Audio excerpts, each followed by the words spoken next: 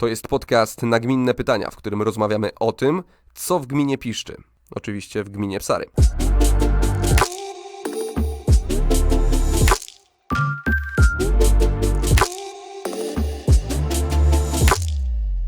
Wracamy i kontynuujemy naszą dzisiejszą rozmowę o edukacji, a ze mną w studiu wójt gminy Psary Tomasz Sadłoń. Cześć Tomku.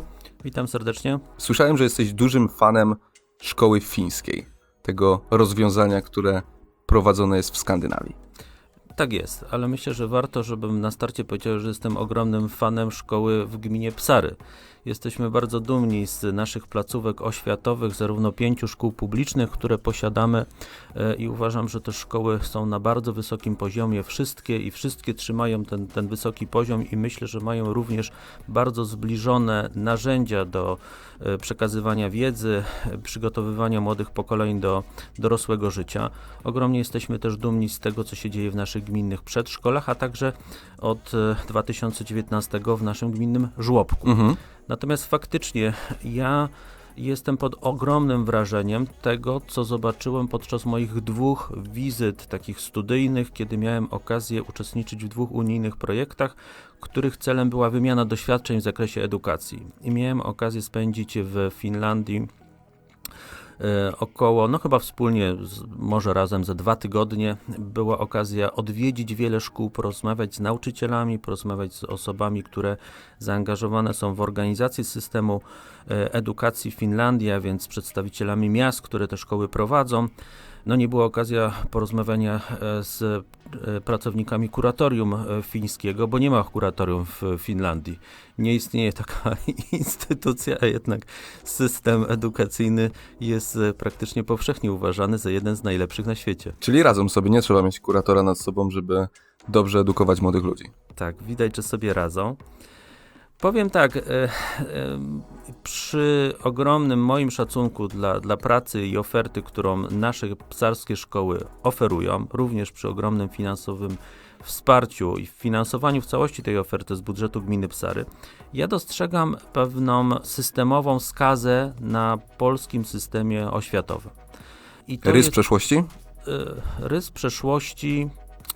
Trudno mi powiedzieć, to opowiem może, na czym ta skaza polega i niech każdy wyrobi sobie własne zdanie, z czego to właśnie wynika. Jakbym miał porównać szkołę w Finlandii i szkołę w Polsce, to powiedziałbym, że taką podstawową różnicą jest to, że szkoła w Polsce przygotowuje do egzaminu przede wszystkim. I to są egzaminy różnej maści, bo my mamy tutaj i mieliśmy w przeszłości przy gimnazjach, praktycznie każdy szczebel edukacyjny kończył się jakimś egzaminem. Teraz jest egzamin 8-klasisty, mamy maturę oczywiście i tak dalej, i całą masę innych jeszcze testów. I w polskiej, czyli jeszcze raz, szkoła polska przygotowuje do egzaminu, natomiast to, co zobaczyłem w Finlandii, zobaczyłem szkołę, którą przygotowuje młodych ludzi do dorosłego życia. I to jeszcze takiego dorosłego życia, żeby byli szczęśliwymi, spełnionymi ludźmi. Jeśli mogę to rozwinąć, to powiedziałbym tak, w szkole naszej polskiej mamy ogromne ilości materiału do przerobienia. Te ilości wynikają z tego, że na testach tych kończących, które są bardzo istotne, bo one mają ogromny wpływ na przyszłe losy tych, którzy podchodzą do tych testów, żeby po prostu czuć się komfortowo i mieć szansę zaliczyć dobry wynik, to po prostu trzeba ten materiał przerobić. Trzeba przyjść z taką całą paczką wiedzy ze wszystkich 3 albo 8 lat. Tak, dostrzegam też pewien problem, że dużo tutaj jest takiej wiedzy encyklopedycznej, uczenia się na pamięć, definicji. Niestety, z tego co pamiętam swoją maturę, czy swoje egzaminy gimnazjalne, czy ze szkoły podstawowej, to faktycznie jest dużo takiego materiału, który po pierwsze się powtarza z cyklu edukacyjnego na cykl, a po drugie są to jakieś podręcznikowe regułki, które albo wiesz i wtedy wpiszesz i masz punkty, albo nie wiesz i wtedy masz 0.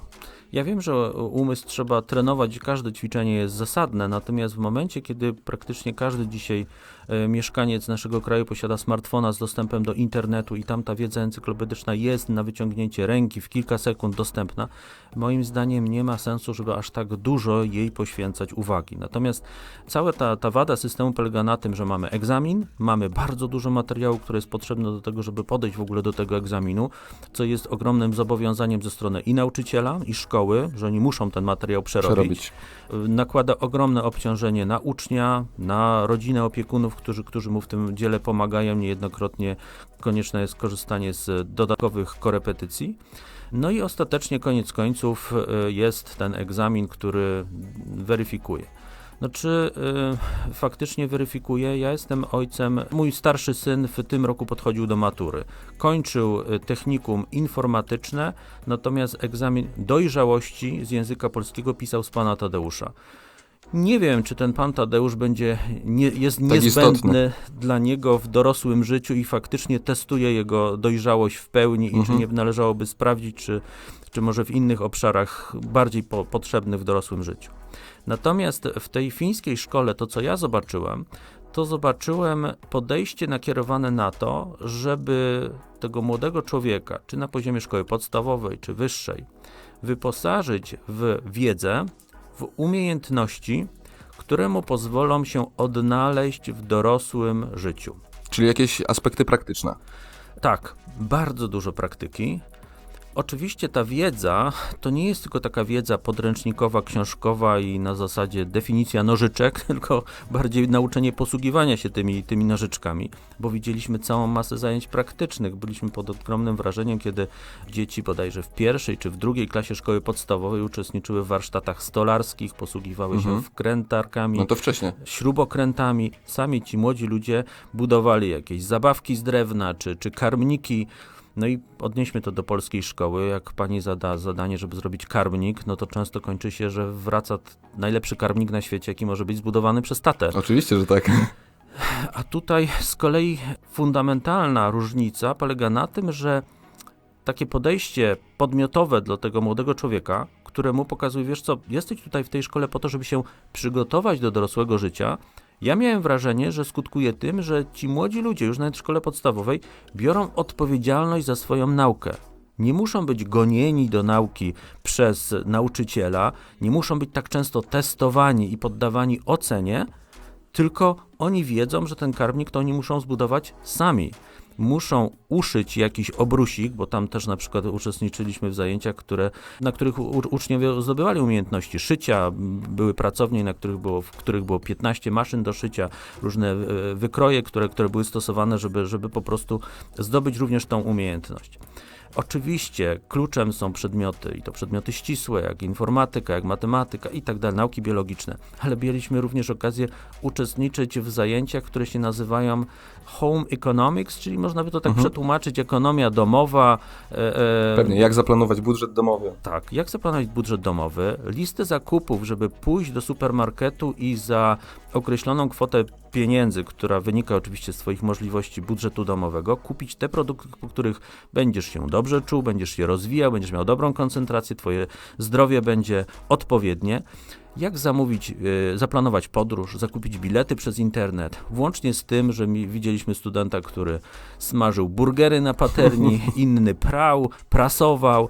No, moim zdaniem to są istotne umiejętności, które w dorosłym życiu pomagają. Mało tego, jest jeszcze cała masa czegoś takiego, co bym nazwał umiejętnościami dawania sobie rady w grupie i w świecie. Nauka pracy grupowej, zrozumienie, że żyjemy w społeczeństwie, które jest pewną wspólnotą, że jest niezbędny szacunek dla drugiego człowieka. I te wszystkie działania, które tam zobaczyłem, nakierowane właśnie na to, żeby tego młodego człowieka zachęcić, żeby on samodzielnie podejmował pewne działania, żeby to, co wyprodukuje, było faktycznie owocem jego pracy, a nie wsparcia, które otrzymuje, czy to od nauczyciela, czy od rodziców, że zamiast niego to po prostu wykonują. To się wszystko składa właśnie na ten proces budowy szczęśliwego dorosłego człowieka, bo jeśli damy tym uczniom szansę wykazania się w różnych obszarach i pokonania pewnych trudności samodzielnie, to buduje się w nich poczucie wiary we własne siły. I takiej pewności siebie. która się wiąże z pewnością siebie. Widzisz, że sobie poradziłeś na zajęciach technicznych i wyprodukowałeś fajny pojazd drewniany, to pewnie poradzisz sobie z karmnikiem. Uszyłeś ściereczkę kuchenną, to pewnie poradzisz sobie i ze spódnicą. I na tej samej zasadzie dałeś sobie radę z tymi wszystkimi rzeczami na etapie szkoły podstawowej czy średniej, to pewnie i będziesz dobrym informatykiem, handlowcem i tak dalej, i tak dalej. Wręcz jak kiedy puszczono nam film taki ogólnie traktujący o edukacji fińskiej, to wypowiadający się tam nauczyciele fińscy, a tak znamienne to było, że pierwszy wypowiadał się matematyk i na pytanie, jaki jest cel fińskiej szkoły, jaki jest cel pracy nauczycieli w fińskiej szkole, powiedział, my tu jesteśmy po to, żeby, tak nieelegancko powiem, wyprodukować szczęśliwego człowieka. Naszym celem jest to, żeby ten nasz obecny uczeń, w przyszłości dorosły człowiek, był szczęśliwą osobą. Pomagamy mu odnaleźć ścieżkę kariery, pomagamy mu znaleźć ten obszar, w którym on się będzie czuł dobrze, będzie tym zainteresowany, bo generalnie żadna negatywna motywacja nie sprawi, że ktoś będzie dobrym lekarzem, będzie dobrym informatykiem. To musi wynikać z pasji, z zainteresowania i też są warunki do tego, żeby taką pasję w sobie odkrywali ci młodzi ludzie. Również z tego względu, że w tym systemie edukacyjnym niewiele jest pracy domowej. Mówiono, że w szkole podstawowej, średnio, jeśli uczeń poświęci kwadrans po przyjściu ze szkoły do domu na pracę nad tym materiałem, który był przerobiony, to powinno wystarczyć. Na pytanie, dlaczego tak jest, nauczyciele też odpowiadali, że uczeń się uczy w szkole. Tak. To jest ten czas, kiedy on ma poświęcić na to, żeby zdobywać naukę. Po powrocie ze szkoły dobrze by było, żeby sobie zraz odpoczął, żeby się również poruszał i tutaj sport jest niezwykle istotny również w całym tym systemie, ale przede wszystkim, żeby rozejrzał się, wyszedł na zewnątrz i wrócił do szkoły z jakimiś problemami, pytaniami, rzeczami, które go zainteresowały, których nie rozumie, żeby to z tymi swoimi pedagogami, nauczycielami i kolegami skonfrontować. Kilka minut temu rozmawialiśmy z panią dyrektor, która podkreśliła to, że w polskich szkołach coraz częściej dochodzi się do tego momentu, gdzie zadaje się tej pracy domowej mniej, żeby uczniowie skupili się na nauce w szkole, a ten czas wolny wykorzystali w jakiś inny sposób i porównywaliśmy to na przykład do górnika, który kończy szychtę i po szychcie ma fajrant, a nie idzie do drugiej pracy, żeby znowu tyrać.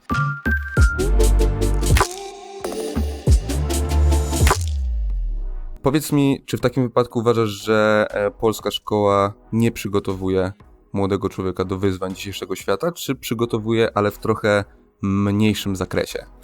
Oczywiście przygotowuje i to nigdy, niewiele w życiu jest takich rzeczy zero-jedynkowych. Przygotowuje, dobrze przygotowuje. Jest bardzo wielu, bardzo dobrych nauczycieli i tutaj nie ma co ukrywać, że jednak w bardzo dużej części cały ten proces sprowadza się do nauczyciela i do jego indywidualnych decyzji, podejścia, filozofii i chęci skorzystania z tych możliwości, które są. To, co ja opisałem jako przygotowywanie do egzaminu, to jest pewien fakt. Natomiast są różni nauczyciele, którzy różnie do tego podchodzą. Są tacy, którzy mówią, musimy zrealizować wszystkie ćwiczenia w podręczniku, a są tacy, którzy mówią, jest podstawa programowa, to jest dla mnie wytyczna, ta podstawa daje szansę na to, żeby mieć po prostu mniej materiału może przerabiać na lekcji, za to położyć pewien nacisk na te rzeczy, które są naprawdę istotne i dać dzieciom, młodzieży czas na to, żeby zajęli się również innymi sprawami. Ja mam taką ciekawą perspektywę, bo moja żona jest nauczycielem języka polskiego. Często rozmawiamy o tym, co się w szkole dzieje i ona od wielu już lat stosuje taką zasadę, żeby pracy domowej nie było bardzo dużo i często się spotyka nawet od rodziców z takim zapytaniem, ale jak to, nie będzie pracy domowej? A ona mówi, ale państwa dzieci spędzają już 5 godzin w szkole, w ławce, w klasie, ucząc się języka polskiego. To ile jeszcze oczekujecie, że będą spełniali po... Poza tym to nie jest ta sama szkoła, do której chodzili rodzice 30 lat temu. Tak jest, tak. I to jest chyba też kluczowa kwestia, jeżeli chodzi o zmianę takiego myślenia. Ja chciałem zapytać Cię jeszcze o jeden paradoks, bo wracając do tego starego systemu edukacji, czyli szkoła podstawowa, gimnazjum, liceum, dochodziło do takiego dziwnego paradoksu. Początek podstawówki, omawiamy starożytność, Egipt, Mezopotamię, wychodzimy ze szkoły podstawowej, przechodzimy do gimnazjum, na samym początku omawiamy starożytność, Egipt, Mezopotamię, przechodzimy do szkoły średniej, czy to jest liceum technikum i na historii zaczynamy od czego? od starożytności Egiptu i Mezopotamii. Jaki to jest sens? Widać, że starożytność Egipt i Mezopotamia są niezwykle istotne i warto im tyle uwagi poświęcić. Ja nie chcę się wypowiadać Ale można byłoby to zorganizować troszkę inaczej. Na pewno można by to zrealizować inaczej.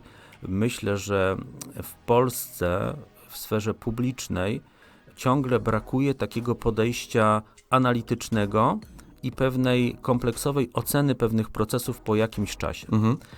No najlepiej to widać na przykładzie likwidacji gimnazjów. Decyzja, nie ma co ukrywać, dosyć trudna i może kontrowersyjna na początku, bo ja sam nie byłem wielkim zwolennikiem gimnazjów, kiedy one powstawały na koniec XX wieku, tak. Bo wydawało mi się to dosyć ryzykownym pomysłem, żeby dzieci w wieku kilkunastu lat zebrać wszystkie razem.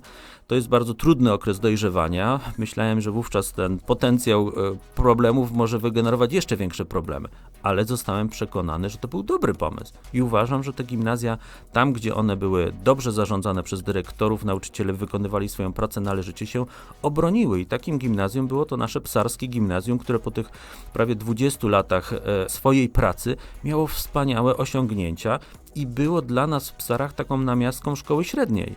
Przede wszystkim mieliśmy jedno zbiorcze gimnazjum, więc był duży potencjał, bo wszystkich uczniów z terenu całej gminy zwoziliśmy do Psar.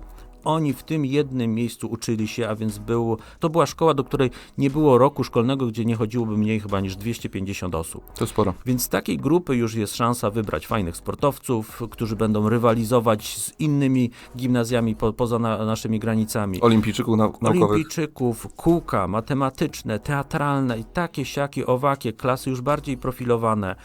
Jest przede wszystkim też szansa na przykład na bardzo ciekawą wymianę międzynarodową, kiedy też z tej grupy można wybrać tych, którzy by chcieli się tutaj w to zaangażować. To gimnazjum też wspaniale integrowało społeczność.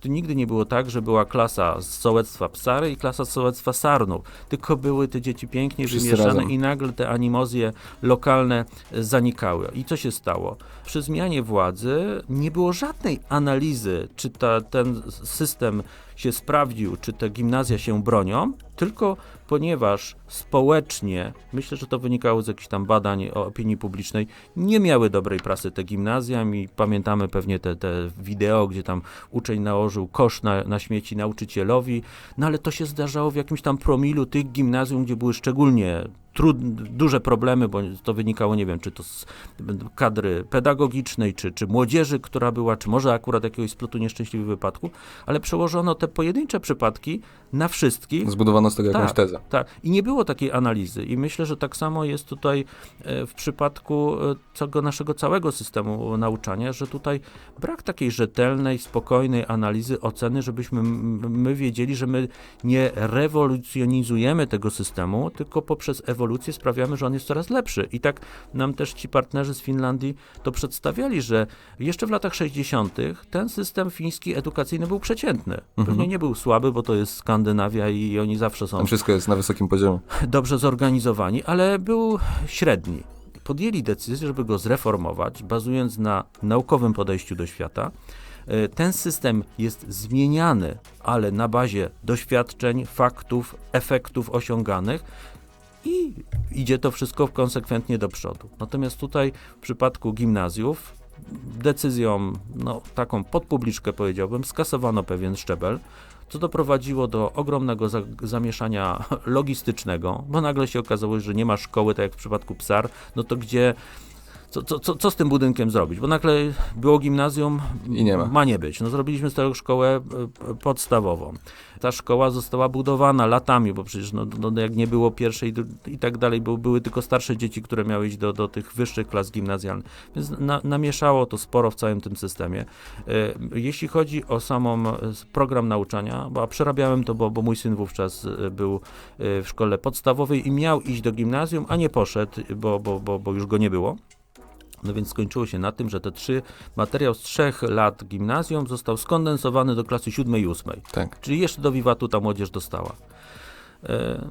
No i tyle. No i wydaje mi się, że tutaj, jak w wielu innych obszarach w Polsce, brakuje takiej spokojnej, merytorycznej dyskusji.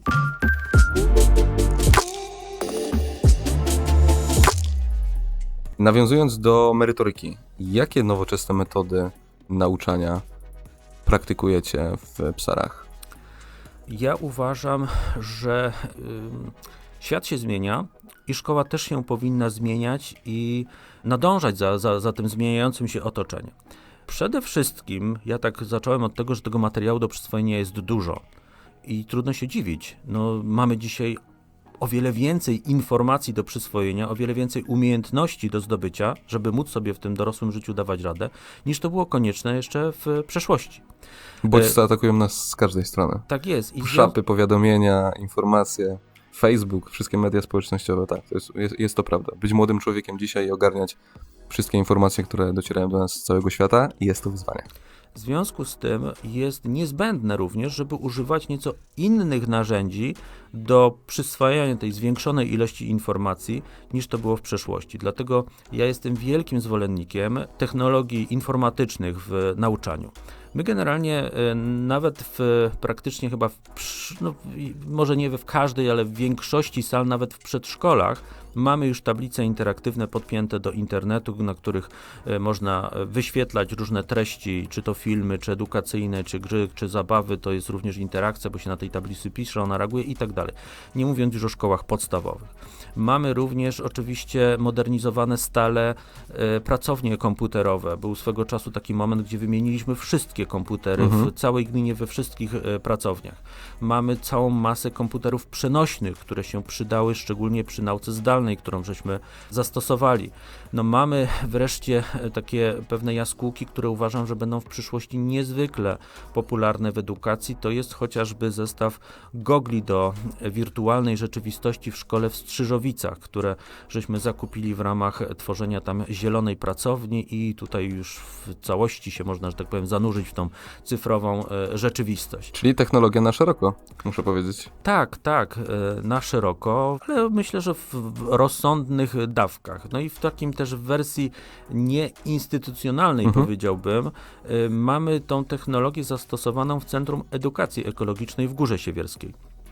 Jest to plenerowe Centrum Edukacji Ekologicznej. Jest tam m.in. ścieżka edukacyjna, która informuje nas o jakości powietrza w Polsce. No niestety nie jest ona najlepsza, szczególnie w naszym regionie, ale również informuje o tym, co można zrobić, żeby ta niska emisja zanieczyszczeń, tak zwana niska, czyli z tych kominów niższej wysokości, była mniejsza, co możemy zrobić. I myśmy się tam posiłkowali wsparciem merytorycznym fachowców z metropolii górnośląsko-zagłębiowskiej, którzy przygotowali nam treści, wspólnieśmy opracowywali tych ponad 20 tablic i na tablicy, która jest wyeksponowana na zewnątrz, jest kod QR, który jeśli go zeskanujemy, to w komórce na tablecie dostajemy więcej informacji w tym temacie. Mało tego, mamy nawet taką jedną tablicę, gdzie jak zeskanujemy ten kod QR, to pojawi nam się budynek mieszkalny stworzony w rozszerzonej rzeczywistości, który wyświetla nam się na chodniku tej ścieżki edukacyjnej. O, wow. I my możemy sobie ten budynek oglądać z każdej strony, obchodzić go. To jest taka jakby nakładka cyfrowa na to, co faktycznie widzimy. I mamy tam do wyboru budynek, który jest docieplony, który nie jest docieplony, który ma ekologiczne źródło ogrzewania, tak jak kocioł gazowy lub pompę ciepła i ten, który opalany jest węglem. I mamy tutaj pokazane, o ile więcej tych zanieczyszczeń jest, jakie są koszty ogrzewania budynków w taki, a nie w inny sposób. Myślę, że to jest bardzo ciekawe i angażujące dla uczniów. No na pewno ciekawsze niż podręcznik, bez dwóch zdań. Tak. Do którego trzeba usiąść i go kartkować.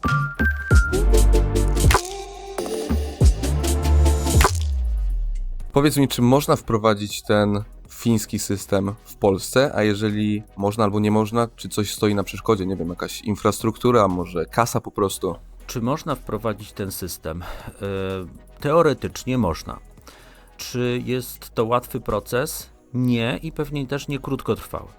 Z dwóch powodów. Pierwszy powód, i to zaobserwowałem, bo ja w trakcie jednej z moich wizyt miałem okazję uczestniczyć w tej wizycie razem z panią dyrektor ze szkoły podstawowej z Dąbia, z panią Joanną Marcinkowską, a także z nauczycielami z tej placówki. Pani dyrektor, który jest takim nauczycielem z powołania, ma ogromną chęć na to, żeby usprawniać proces nauczania i bardzo jej zależy, żeby ta nauka była super interesująca i była super oferta dla dzieci. Ciągle notowała coś w tej Finlandii, a to taki pomysł wprowadza, a to takie rozwiązania, to takie zajęcia i tak dalej, i tak dalej. I po powrocie do kraju oczywiście wiele rzeczy udało się wprowadzić, ale ja zauważyłem, że największym problemem, z którym ona się mierzyła, no nie wiem, czy tak też ona na to patrzy, ale ja tak z boku patrzyłem, to nawet nie była kwestia pieniędzy, infrastruktury, woli tutaj ze strony organu prowadzącego gminy, bo taka była, tylko czasu. Tego czasu, który byłby potrzebny na to, żeby te zajęcia, które widzieliśmy w Finlandii, wprowadzić w naszym systemie. Dlaczego? Dlatego, że już w tej chwili ten system jest tak przeładowany, jest tak dużo zajęć, tak dużo materiału do przerobienia, że żeby zrobić zajęcia w pracowni stolarskiej, to pewnie trzeba by się z tymi uczniami umówić na godzinę 18 w czwartek, kiedy oni są wymęczeni już całym dniem pracy intensywnej i tak dalej. Więc tutaj przechodzimy do drugiego problemu. To jest zmiana mentalności i oczekiwań społecznych, nie tylko polityków, decydentów czy nauczycieli, ale w ogóle całego społeczeństwa od szkoły. Ktoś mógłby podjąć decyzję taką, że być może będzie jakieś pokolenie Polaków, które nie przerobi dziadów części trzeciej Adama Mickiewicza. I nic im się nie stanie. I że być może dadzą sobie radę w życiu, nie przestaną być Polakami, nie zatracą swojej tożsamości, kraj się nie załamie. Czyli zmiana jakiejś takiej podstawy programowej. Ja te dziady używam nie dlatego, żebym nie lubił tego dzieła, uważam, że dziady są super, są świetnie napisane, doskonale się to czyta. Możemy wyciąć chłopów jak chcesz, nie ma problemu. Oczywiście. Natomiast chodzi mi tylko o to, że trzeba by podjąć pewną śmiałą decyzję, że tego materiału będzie mniej, żeby zrobić miejsce na coś innego. Coś kosztem czegoś. Tak, i trzeba by również zmienić oczekiwania rodzica. Bo proszę dzisiaj usunąć system oceniania ze szkoły. Pierwsi, którzy będą mieli z tym problem, są rodzice. A dlaczego nie dajecie 5, 4, 6 mojemu dziecku?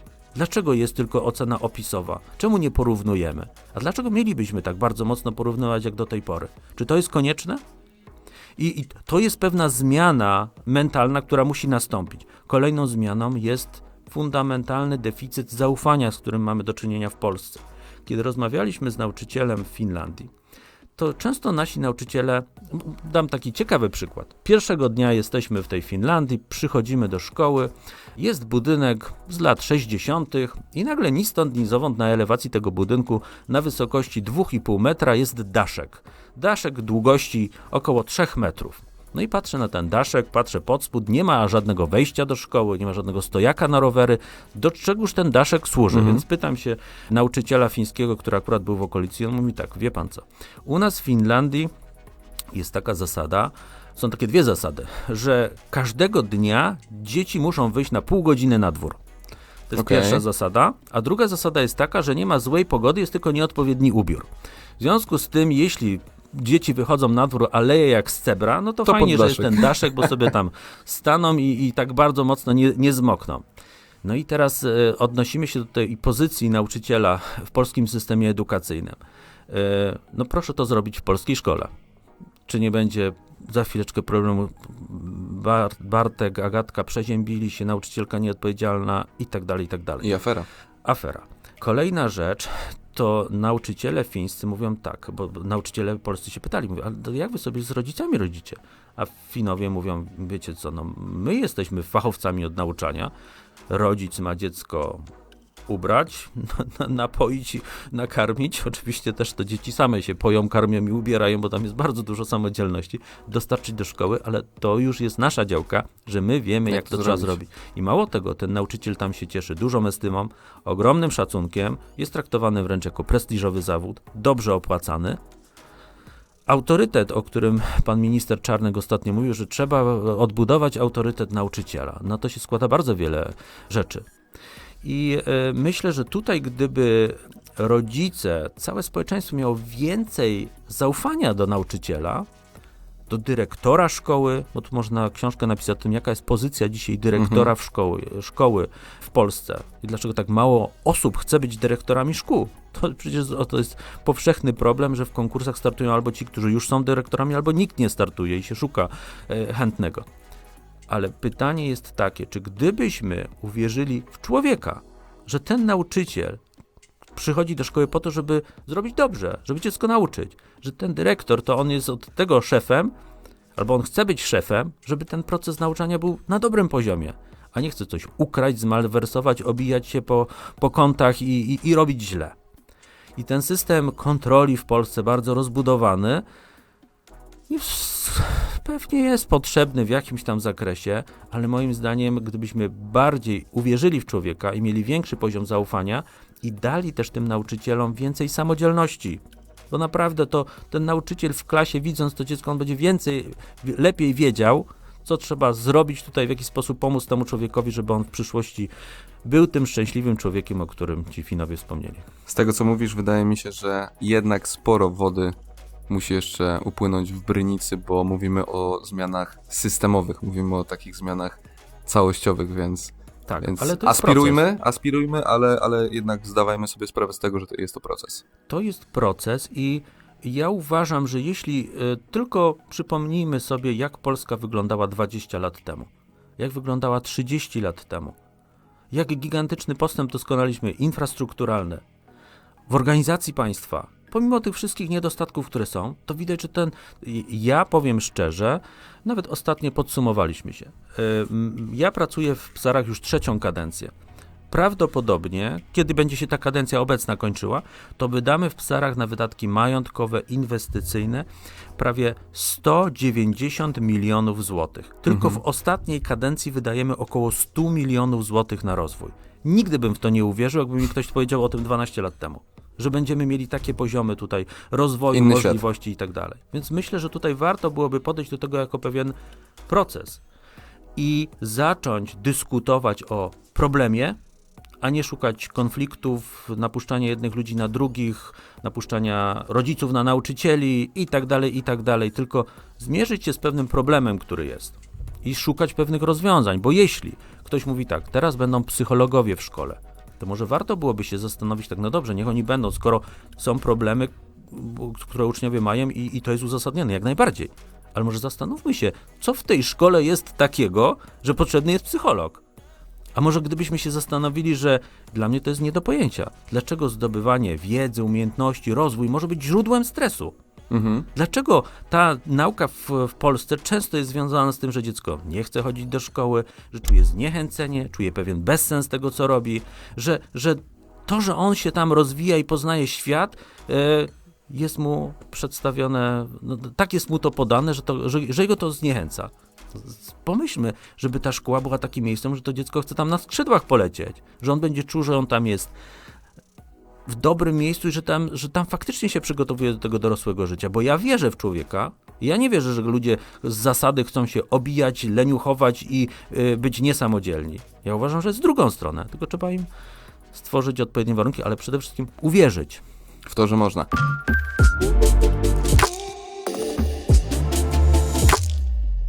Jeżeli mówisz o rozwiązaniach, powiedz mi, masz jakiś ideał szkoły w swojej głowie?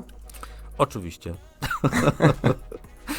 Tak, ten mój ideał to jest przede wszystkim mozolna i pewnie powolna, ale jednak zmiana świadomości, żeby dać większą wolność, podmiotowość, możliwość podejmowania decyzji zarówno dyrektorom szkół, jak i nauczycielom, żeby móc zbudować prawdziwy system, gdzie ci bardzo dobrzy nauczyciele są faktycznie bardzo dobrze wynagradzani i że tacy ludzie trafiają do szkół, dla których naprawdę to nauczanie to jest pasja i oni chcą to robić jak najlepiej to jest możliwe i robić to skutecznie, a nie są osobami często sfrustrowanymi, bo tak w tym systemie to wszystko wygląda. Gdzie jest dużo większe zaufanie ze strony rodziców, dzieci do całego tego systemu, no i przede wszystkim, gdzie ta szkoła nie przygotowuje do egzaminu, a przygotowuje do życia i to przygotowuje do życia szczęśliwego, spełnionego zarówno w sferze osobistej, jak i zawodowej, która w uczniach sprawia, że oni mają większe poczucie własnej wartości, wierzą we własne siły, a co za tym rozumieją świat. To jest kluczem, żeby oni wiedzieli, a dlaczego my mamy w ogóle teraz wojnę za wschodnią granicą, z czego to wynika, a z jakiego powodu wybuchła I wojna światowa. Bo zaszczelono arcyksięcia Ferdynanda w Sarajewie, to był tylko kamyczek, domino, które było budowane latami wcześniej różnymi innymi wydarzeniami. Ciekawa byłaby dyskusja, czy gdyby Polacy lepiej skonsumowali zwycięstwo nad Krzyżakami pod Grunwaldem i nie dopuścili do budowy państwa pruskiego, to byśmy mieli 2 wojny światowe i lepszy dostęp do morza i inną pozycję naszego kraju. ale to są takie rzeczy, które by w tym właśnie nowym otoczeniu mogły być promowane, takie właśnie dyskusje. Ale mam też kilka takich bardzo praktycznych, technicznych rzeczy, które mogły być do uruchomienia, myślę, że za bardzo dużą, powszechną zgodą, praktycznie od zaraz. Przede wszystkim uważam, że warto byłoby rozważyć szkołę od godziny 7 do 17. Oczywiście to może być od 7:30 do 16:30. A teraz jak te godziny wyglądają? Różnie wyglądają, różnie dzieci kończą, oczywiście też rodzice czy opiekunowie chcą te dzieci często odebrać wcześniej ze szkoły i tak dalej. Dlaczego ja mówię o takiej zasadzie? Ja nie mówię, że to jest obowiązek i każdy by musiał tam siedzieć cały dzień w szkole. Jeśli rodzice by tego nie chcieli, to nie byłoby takiej możliwości, ale jeśli byłaby fajna oferta stworzona, byłoby super, bo ja bym chciał, żeby to dziecko idąc do szkoły na te 9-10 godzin, załatwiło sprawę edukacyjną na ten dzień. Czyli są pewne zajęcia i to zmienione, tak jak to opisałem wcześniej, które bardziej przygotowują do życia i trenują te praktyczne umiejętności, a nie teoretyczne. Mamy możliwość, jeśli jest, a powinno jej być mniej, odrobienia pracy domowej. Mamy możliwość aktywności fizycznej. My dzisiaj obserwujemy, bo często na spotkaniach, na których rozdajemy stypendia na przykład sportowe, to te osoby, które osiągają sukces w sporcie, muszą się zmagać z dwoma całkowicie odrębnymi światami. Jeden to jest edukacja, a drugi to jest ich pasja sportowa. Ktoś, kto, nie wiem, trenuje tenisa, to ustawia sobie godziny w szkole, żeby z rana jeszcze potrenować, później przyjechać. A dlaczego w amerykańskiej szkole to jest jedność? Można trenować na miejscu. Można trenować. Mieliśmy tutaj na podcaście Jakuba Ucieszyńskiego, prawda? Który właściwie po to w tych Stanach jest, żeby głównie tą koszykówkę trenować, ale on nie robi tego osobno od edukacji, on się tam uczy. On się tam uczy i zdobywa wiedzę. Mało tego, ten jego wysiłek sportowy jest pięknie wpisany zarówno w całą szkołę, bo kiedy gra drużyna szkolna mecz, to wszyscy tym żyją. To żyje również całe miasto, cała miejscowość, to się o tym pisze, to się wszyscy ubierają w odpowiednie stroje. I nie trzeba gnać szybko ze szkoły, żeby coś gdzieś poćwiczyć, tylko to się wszystko odbywa w jednym systemie, to jest wszystko ładnie połączone. I jeszcze byśmy dzieciom dali wysiłek sportowy, dalibyśmy dyscyplinę, która się ze sportem wiąże, ruch, który jest zbawienny, dali społeczności taki potencjał do tego, żeby się integrowała wokół tego meczu, kibicowania swojej drużynie i tak dalej. Ja również uważam, że byłoby super, żeby w tych godzinach, które są poświęcone na naukę, załatwić tą naukę. Masz jakieś zajęcia dodatkowe, masz jakieś prace domowe? To zrób ją w szkole, załatwisz, przygotujesz. Zajęcia dodatkowe przez szkołę. Kurczę, ucz się tutaj tej stolarki, szycia, sporty różne trenuj i tak dalej, i tak dalej. Nauczymy cię pływać, nauczymy cię jeździć na nartach, na łyżwach. To wszystko moglibyśmy śmiało robić w ramach systemu sportowego, systemu oświatowego, tego publicznego. A czemu nie można by zagospodarować jeszcze tych dzieci pod kątem ruchu skautowego? Kiedyś harcerstwo było obecne w szkole. No myślę, że to odium takiej właśnie socjalistycznej szkoły i tego, że ktoś ostatnio mi harcerz powiedzieli, że oni są młodym, bijącym sercem partii, tak byli określani kiedyś. Ale przecież w tym, ja jestem zuchem, byłem. Prawdopodobnie bez tego doświadczenia, gdzie mnie nauczono pracować w grupie, no tam dowiadywałem się, co to jest też ten patriotyzm, w jaki sposób się powinno podchodzić do swoich obowiązków, również jako Polaka. Więc ja uważam, że tu jest jak najbardziej miejsce na to. A jeśli harcerze i zuchy, to dlaczego nie mielibyśmy w ramach tych zadań również z publicznych środków finansować wypoczynku letniego i zimowego? Dzieci pojadą na obóz, na kolonie i państwo za to zapłaci. Nie może za to zapłacić? Ja na przykład uważam, że gdyby z programu 500+, tylko i wyłącznie wprowadzono pewne kryterium dochodowe, żeby już ci naprawdę najlepiej zarabiający nie korzystali z tego, ale te pieniądze, te same pieniądze przeznaczyć na rozszerzenie oferty, to byłoby bardzo dużo pieniędzy na to, żeby móc ten system stworzyć. Mało tego, to byłaby dopiero prorodzinna polityka, no bo dzisiaj często w gminach jest tak, że one nie budują żłobków czy przedszkoli, bo ich nie stać na ich utrzymanie. Więc jeśli by dostały pieniądze na to, żeby móc zapłacić za pracę nauczyciela, pani opiekunki w żłobku, to by była konkretna oferta i wsparcie dla tych młodych ludzi, którzy się zastanawiają. Mieć dziecko, nie mieć dziecko, jeśli ja będę miał dziecko, czy miała dziecko, będziemy mieli razem potomstwo, to teraz jak my sobie z tym poradzimy? Jak to pogodzić z moim życiem zawodowym, z obowiązkami? Czy ja jak skończę swoją pracę, to muszę wracać do następnej pracy, która się nazywa odrabianie lekcji z dzieckiem w domu? Czy nie lepiej by było, jeśli by to dziecko było w szkole już zaopiekowane w pełni, włącznie z żywieniem? Żeby państwo przejęło wykarmienie tego młodego człowieka od godziny 7 do 17. Tu zostanie tylko jeden posiłek w domu, bo nie wszyscy się zdrowo odżywiają. Wspólna tak to kolacja. Państwo, jeszcze wspólna kolacja, a tak to państwo by tutaj wypracowywało też pewne dobre metody żywieniowe, promowało pewne zdrowe nawyki i tak dalej, i tak dalej.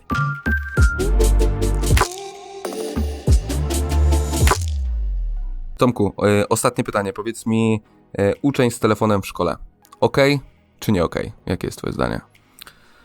Myślę, że to też nie jest takie całkowicie zero-jedynkowe, bo jeśli to jest telefon, który stanowi dostęp do pewnej bazy danych i mamy w szkole ucznia przygotować do tego, żeby on wyszukiwał informacje, i tu mi się to bardziej podoba niż wkuwanie na pamięć pewnych definicji, jak definicja nożyczek, definicja jaskini, to bardziej mamy taki problem, weź, znajdź coś na ten temat, przygotuj na bazie tego, co znalazłeś w internecie, jakąś dobrą, sprawdzoną, rzetelną informację. Wówczas nie mam z tym problemu. Natomiast oczywiście nie telefon, który stanowi źródło dekoncentracji, jest wykorzystywany, czy to jakichś, nie wiem, mediów społecznościowych w szkole, czy do gier. To nie jest kompletnie potrzebne i to kłóci się z procesem dydaktycznym. Tu wręcz nie mam żadnego problemu, żeby tych telefonów nie było i wręcz wprowadzać takie rozwiązania, z których wynika to, że nie będzie się z nich korzystało.